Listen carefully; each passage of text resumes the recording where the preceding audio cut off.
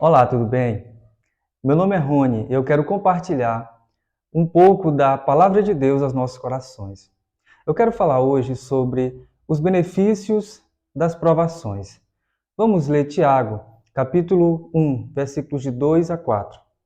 Diz assim a palavra de Deus: Meus irmãos, tenham por motivo de grande alegria o fato de passarem por várias provações, sabendo que a provação da fé que vocês têm produz perseverança. Ora, a perseverança deve ter ação completa, para que vocês sejam perfeitos e íntegros, sem que lhes falte nada.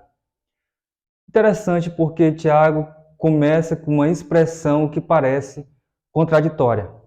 Ele diz: Meus irmãos, tenho por motivo de grande alegria o fato de passarem por provações. Alegria e provações parecem estar em dois lados opostos. A alegria e provações são aparentemente contraditórias para nossa mente. Mas como que alguém pode se alegrar em meio às provações? Primeiro nós temos que entender que provações, no sentido aqui do texto, são testes permitidos por Deus na vida dos seus filhos. Testes para fortalecer a fé dos seus filhos. E isso fazia todo sentido, porque os irmãos a quem Tiago direcionou a sua carta estavam passando por sofrimentos, perseguições.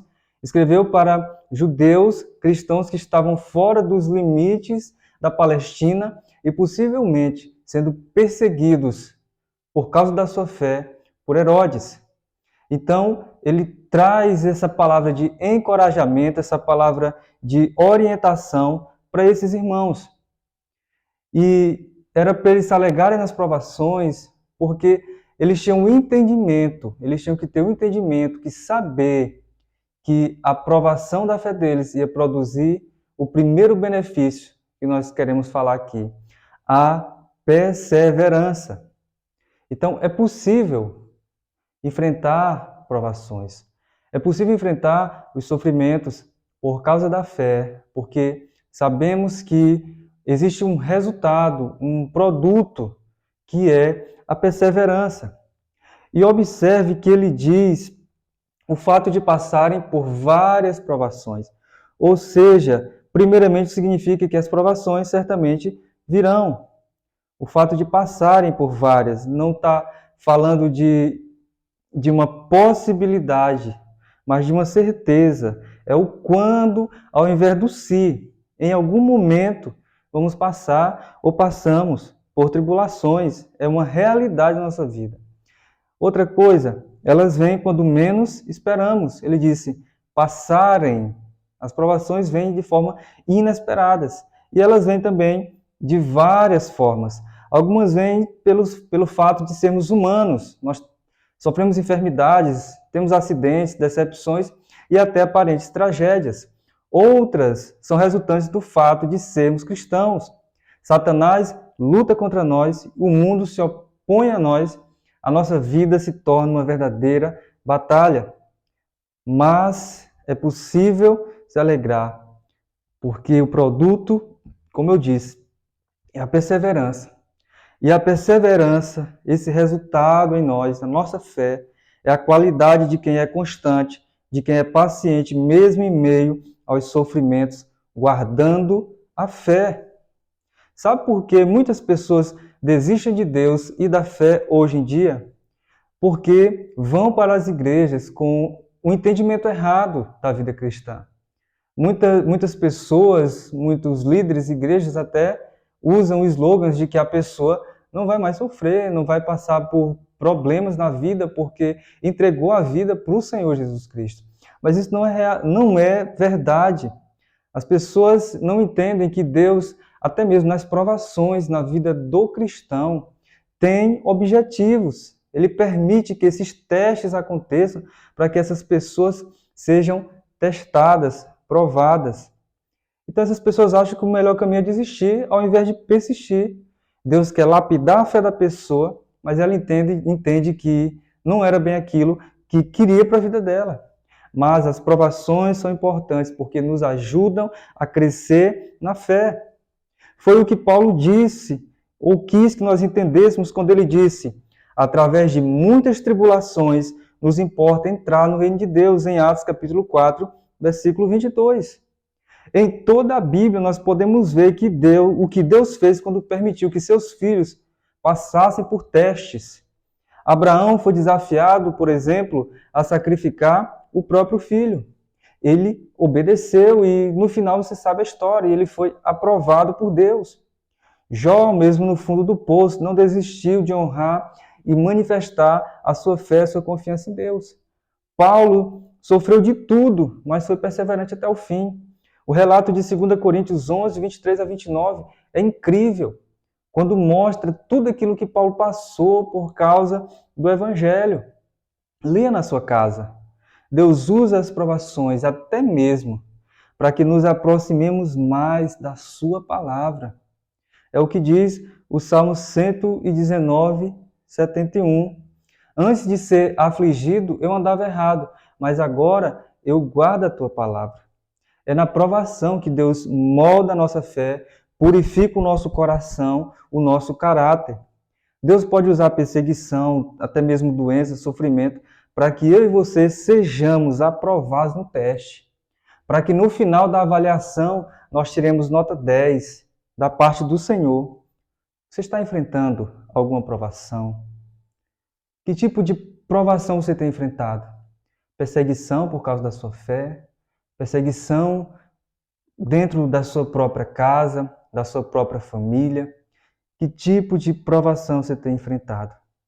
Então, eu digo para você, não desista, pois Deus quer tornar você alguém perseverante, uma fé sólida, firmada, não uma fé vacilante.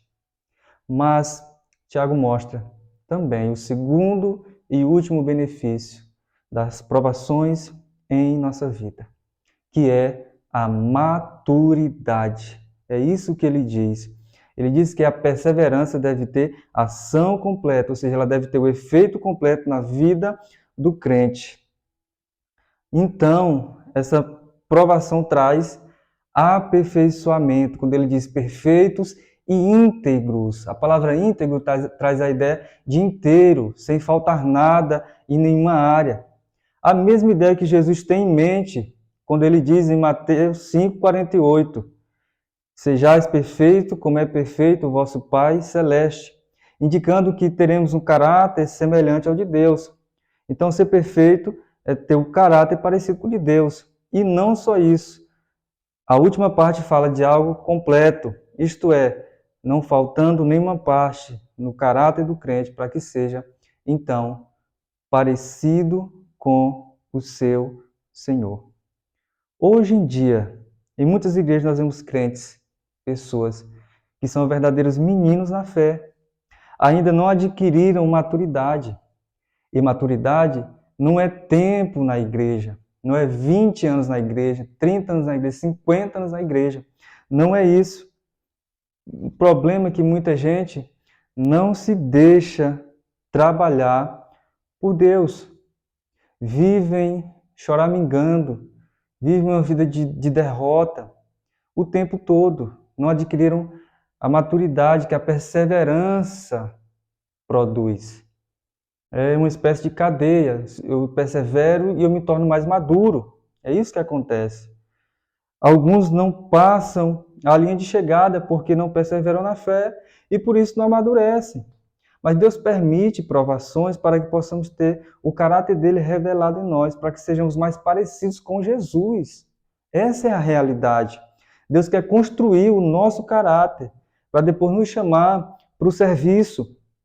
Ele passou 25 anos trabalhando na vida de Abraão para poder lhe dar o filho prometido. Trabalhou 30 anos na vida de José, fazendo ele passar por várias provações. Eu sei que você conhece a história. Antes de colocá-lo no trono do Egito, passou 80 anos preparando Moisés para 40 anos de serviço. Cristo levou 3 anos e meio para treinar seus discípulos e construir o caráter daqueles homens. Então, você está pensando em desistir por causa das tribulações, por causa das provações, das perseguições que talvez estejam atrapalhando você? que estejam sufocando você, na verdade, não faça isso. Persevere até o fim, para que a cada dia você seja um adulto na fé, uma pessoa madura, de uma fé firmada, consistente, um crente com um caráter invejável. Eu quero concluir. Eu me lembro de uma música muito linda, que fala muito ao meu coração. Ela diz: cada vez que a minha fé é provada, tu me dás a chance de crescer um pouco mais. Ela nos diz exatamente o propósito de Deus nas provações. É nos fazer crescer, amadurecer na fé. E isso, primeiro, nós temos que perseverar. Muitas pessoas acham que nas tribulações Deus esqueceu delas. Chegam a murmurar, desanimar e perguntar: o que eu fiz para merecer tanta aflição? Mas lembre-se, a provação é um teste positivo da parte de Deus e requer de nós que sejamos perseverantes e, consequentemente, maduros na fé. Que o Senhor te abençoe. Guarde essa palavra no seu coração, em nome de Jesus.